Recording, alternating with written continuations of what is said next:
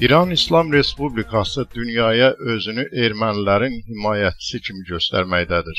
Belə ki, verilən məlumata görə Güney Azərbaycan əyalətinin Çaldıran məntəqəsində yerləşən Qara Kilsə kilsəsinə hər il dünya ermənilərinin dini mərasim adı ilə toplaşması bir adətə çevrilib.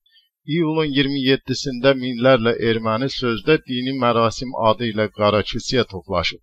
3 gün davam edəcəyi bildirilən mərasimə 6000 nəfər İran və dünya ermənilərinin toplaşdığı bildirilir.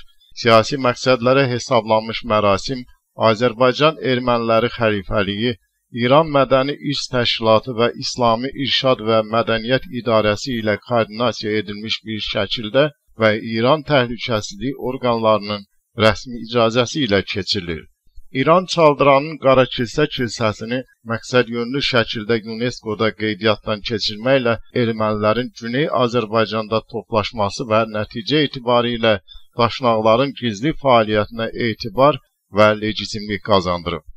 İran rejimi Azərbaycanla Ermənistan arasındakı münaqişədə ermənipərəst mövqe sərgilədiyi kimi, Güney Azərbaycanda da türk torpaqlarına göz dikən qüvvələrə də hər cür şərait yaradır. Bugün Azərbaycanın qərb bölgəsində fəallaşan PKK və digər Kürd terror qruplaşmaları da həmin yanaşma hesabına öz fəaliyyətlərini genişləndirir. Məqsəd isə Azərbaycan torpaqlarına nə qədər gülünc görünsə də yalan iddiaların sayını artırmaqdır.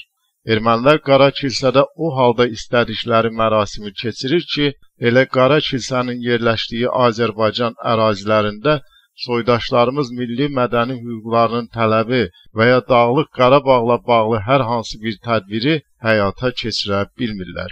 Bu zəmində ən kiçik bir addım atan Azərbaycanlı milli fəallar dərhal İran rejimi tərəfindən sərt şəkildə cəzalandırılır. Ermənilər həmçinin İranda yaşayan bütün milli və dini azlıqlara şamil edilməyən bütün hüquqlara malikdirlər.